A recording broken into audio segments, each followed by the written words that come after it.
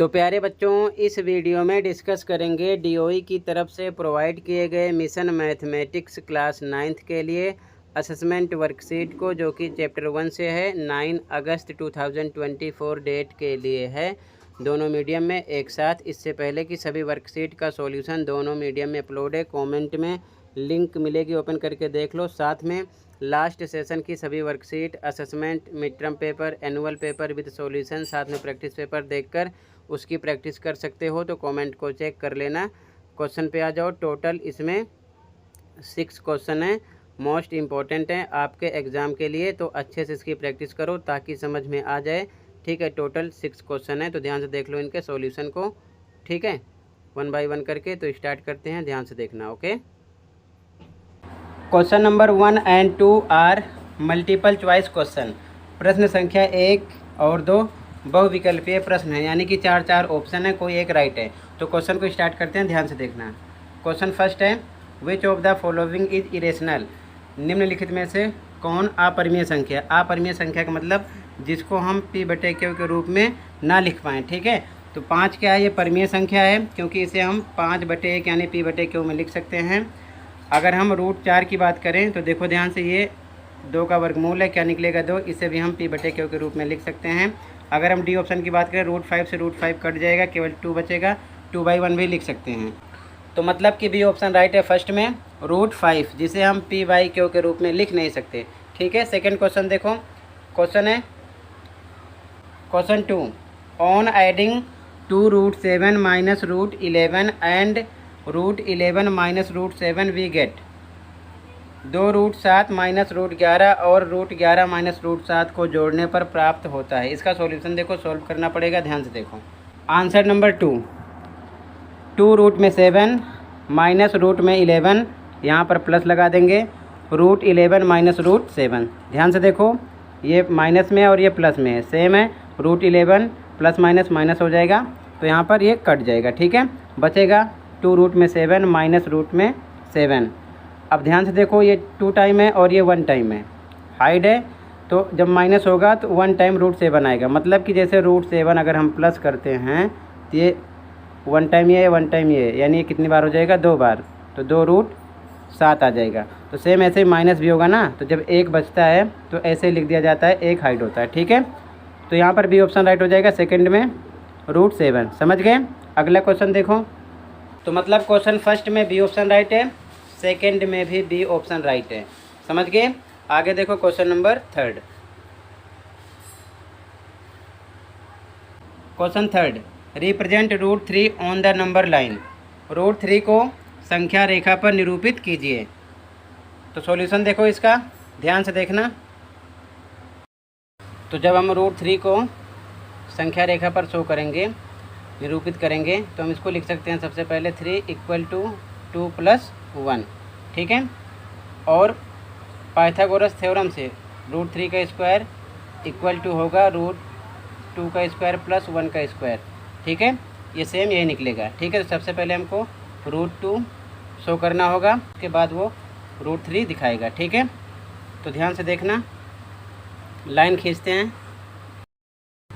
इसके बाद में एक लाइन खींचना है, ये 0 है, ये 1 है और ये 2 है यूनिट। ठीक है ना, मान लेना अपने हिसाब से, 1 यूनिट 2 यूनिट। अब यहाँ पर आपको लंब बनाना है, यानी कि 90 डिग्री का कोण बनाना है। ठीक है, तो कैसे बनाओगे, सबसे पहले क्या करना है, डिस्टेंस ले लो 1 यूनिट की, ए को केंद्र मानकर बी तक की दूरी लेकर बी पर आपको नोक रखना है और एक आर्क यानी कि चाप ऐसे लगा देना है। ठीक है, जहाँ पर कट करेगा उसको बी से मिला देना, सीधा बिल्कुल 90 डिग्री होना चाहिए, इस प्रकार बनेगा ये। ठीक है, ये 90 डिग्री का होगा। समझ गए। अब इसके बाद में क्या करना है, ये मान लो आपका सी है। ठीक है, सी बिंदु है, अब सी को ए से मिला देना, सी को ए से इस प्रकार मिला देना, ये बनेगा √2। ठीक है, और ये 1 यूनिट है, तो पाइथागोरस थ्योरम से √2 शो हो गया। इसके बाद क्या करना है आपको, इसके बाद क्या करना है, ए को केंद्र मानकर सी तक डिस्टेंस ले लेना, एक आर्क यानी चाप ऐसे लगा देना। ठीक है, ए से सी तक दूरी लेकर एक चाप ऐसे लगा देना है। ये जहाँ पर कट होगा ये आपका √2 शो होगा। इसके बाद में डी से आपको 90 डिग्री यहाँ पर पॉइंट सी पर बनाना है, डायरेक्ट ऐसे बना देना, ठीक है। इस प्रकार डी से नाप लेना और उसके बाद में 90 डिग्री पर ऐसे मार्क करना, ठीक है, 90 डिग्री। और उस पॉइंट को आपको सी से मिलाना है। किससे मिलाना है? सी से। इसको आप सी से ऐसे मिला दो। ये मान लो आपका है डी, ओके। अब करना क्या है, ध्यान से देखो, जितनी डिस्टेंस ये है ना ए बी की, उतनी ही बी और सी की है, और उसी डिस्टेंस से सी को केंद्र मानकर एक आर्क आगे लगा देना है। इस प्रकार ये जहाँ पर कट करेगा ये मान लो आपका ई पॉइंट है, ई को ए से आपको मिलाना है, ई को ए से मिलाना है, ठीक है ना। ई बिंदु को ए से आप ऐसे मिला देना, ठीक है। ये आपका √3 हो जाएगा, समझ गए। इसके बाद में आपको यहाँ पर ए और ई का डिस्टेंस लेना है, ए और ई का, देखो। उसके बाद में ऐसे ही एक आर्क फिर से लगाना है जो इस प्रकार मिलेगा, समझ गए। ये आपका √3 हो जाएगा, ठीक है। इस प्रकार आपको बनाना है।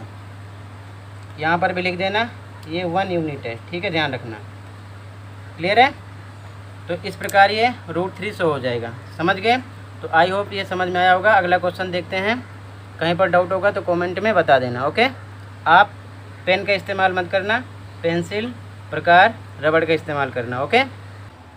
तो ये आपका आंसर नंबर 3 हो जाएगा, ठीक है। पहले ये लिख लो, फिर ऐसे इसको बना लो, ठीक है। अगला क्वेश्चन देखो,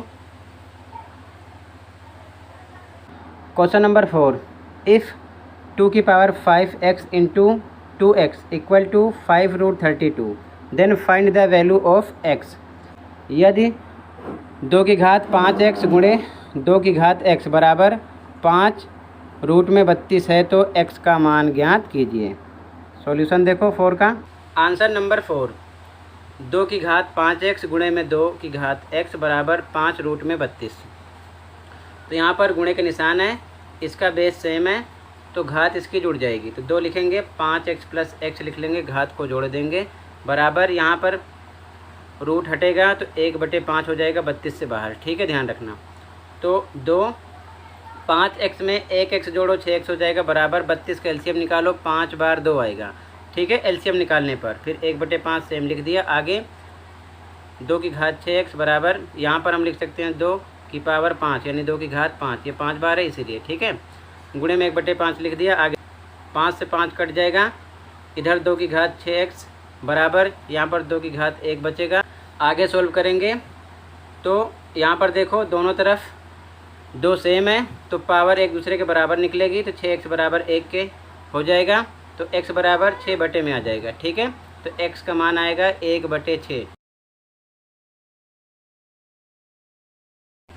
तो ये आंसर नंबर आपका 4 हो जाएगा। अगला क्वेश्चन देखो, कहीं पर डाउट होगा तो बता देना, ओके।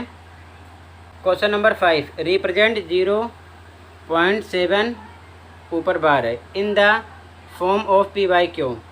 0.7 के ऊपर बार है को p/q के रूप में व्यक्त कीजिए। आंसर नंबर 5 देखो, ओके। आंसर नंबर 5 हिंदी में लिखेंगे, माना x बराबर 0.7 के ऊपर बार, समीकरण 1। इंग्लिश मीडियम वाले माना पर लिखेंगे लेट, बाकी सेम उतार दो, ठीक है। हिंदी मीडियम में लिखेंगे दोनों तरफ 10 से गुणा करने पर।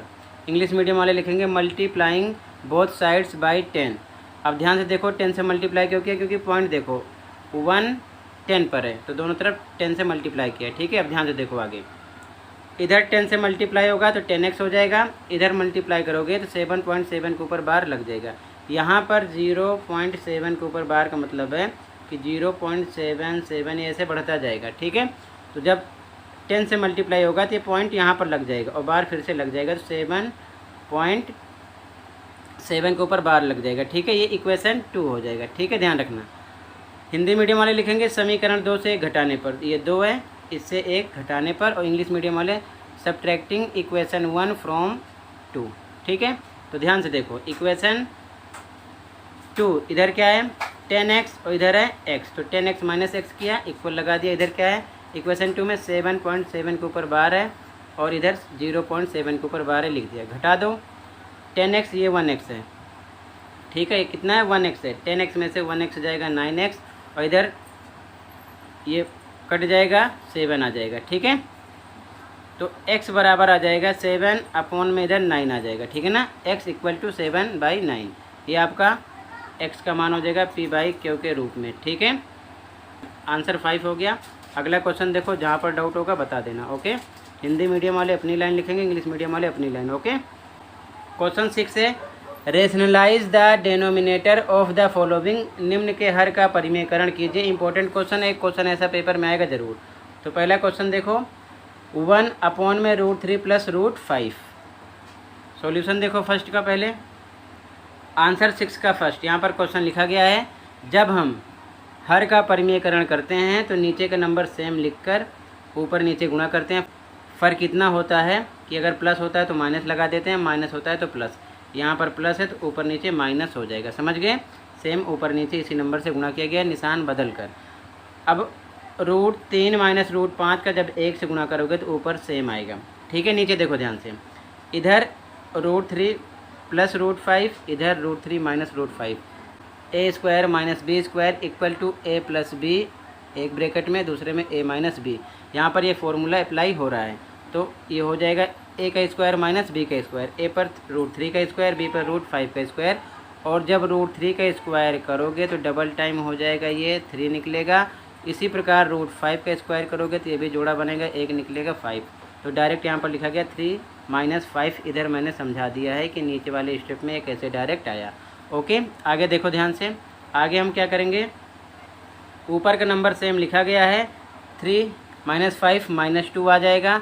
अब यहाँ पर चाहो तो ऊपर से 1 कॉमन करके -1/2 कर सकते हो, फिर ये ब्रैकेट लगा सकते हो, इस प्रकार हो जाएगा आपका आंसर। या फिर आप माइनस ऐसे लिखकर ऊपर का नंबर ब्रैकेट में ऊपर कर दो और नीचे बटे 2 ऐसे लगा दो, ठीक है। चाहे ये लिख लो चाहे ये, आपकी मर्जी है, या फिर दोनों ऐसे ही लिख लो, ओके। ये 6 का फर्स्ट का आंसर हो जाएगा, समझ गए। कहीं पर भी डाउट होगा तो बता देना। अगला क्वेश्चन देखो, 6 का सेकंड क्वेश्चन है, 1 में √2 माइनस √7, और ये लास्ट क्वेश्चन है। सॉल्यूशन देखो इसका ध्यान से, सेकंड का आंसर क्वेश्चन सेम लिखा गया है। फिर से हर का परिमेयकरण करेंगे तो नीचे वाले नंबर का ऊपर से भी गुणा करेंगे और नीचे से भी। फ़र्क क्या, अगर यहाँ पर माइनस है तो हम यहाँ पर प्लस लगा देंगे, निशान बदल देते हैं, ठीक। 1 का √2 प्लस √7 से गुणा करोगे सेम आएगा। नीचे फिर से देखो, a minus b, a plus b, same apply हो रहा है, तो बराबर a² माइनस b², a पर √2 का स्क्वायर, b पर √7 का स्क्वायर। √2 का स्क्वायर करोगे तो ये डबल टाइम जोड़ा बनेगा, इसमें से 2 निकलेगा। √7 का स्क्वायर करोगे तो ये भी सेम जोड़ा बन जाएगा, इसमें से 7 निकलेगा। तो मतलब कि 2 माइनस 7 डायरेक्ट यहाँ पर लिख दिया गया है, स्टेप इधर मैंने दिखा दिया है, ठीक है। आगे सॉल्व करेंगे तो ध्यान से देखो, ऊपर का नंबर सेम लिखा गया, नीचे 2 माइनस 7 माइनस 5 आ जाएगा। अब यहाँ पर भी पहली कंडीशन क्या है, माइनस को कॉमन करके बाहर की तरफ ब्रैकेट लगा के √2 प्लस √7 बटे में 5 लिख सकते हैं, या फिर ऊपर 1 कॉमन करोगे तो -1/5 हो जाएगा और ब्रैकेट में 2 रूट में प्लस रूट में 7 लिख दो, ठीक है। ये आपका आंसर हो जाएगा। दोनों ऐसे ही लिख लो, चाहे ऐसे रोक दो चाहे फिर ऐसे, ओके। ये आपका आंसर सेकंड हो जाएगा। फिर से देख लो एक बार, ये 6 का सेकंड का आंसर है और ये 6 का फर्स्ट जो है क्वेश्चन उसका आंसर है, और ये 5 का आंसर है, और ये 4 का आंसर है, ये 3 का आंसर है, और ये 1 और 2 का आंसर है, ठीक है। इसी के साथ ये असेसमेंट कंप्लीट हुआ। आई होप अच्छे से समझ में आया होगा। फिर भी कहीं पर डाउट है तो कमेंट कर सकते हो। आज की वीडियो में बस इतना ही था। अगर चैनल पर नए हो तो सब्सक्राइब कर सकते हो। मिलते हैं अगली वीडियो में। Thank you for watching this video and take care.